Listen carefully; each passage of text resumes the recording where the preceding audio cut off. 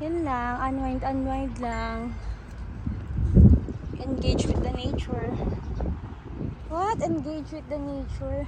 Hindi naman to nature ah. It's a nature. Man-made nature. At least may dagat, may mga puno. Yeah! Yung dun sa side na yon, may bayad na yon. So, 10 dirhams ang entrance fee per person. And then dun sa side na yun. Kasi meron silang may mga parang gazebo na pwede yung i-occupy. At least dito, ayan, nahanap lang tayo ng malilim. Diba?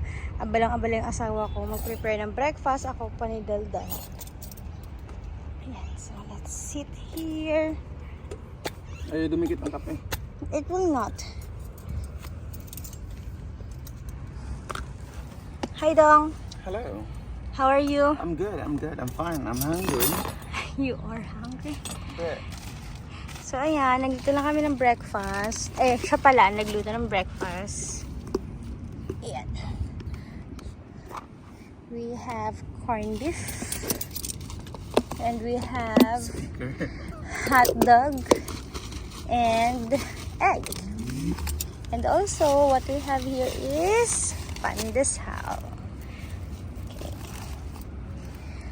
So, meron siyang, may coffee. Diba? Nagdala lang kami ng coffee, ketchup, at saka water. So, no need to buy. Ouch daw. Yes, Dong. Ano yan? Buwang yan.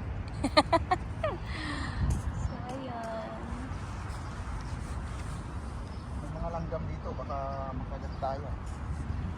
Kasi daw sweet ka. Kaya kakagating ka ng langgam. Are you sweet? Yeah, a little bit salty. Ang arte. Siyempre, kailangan natin protektahan ang ating sarili.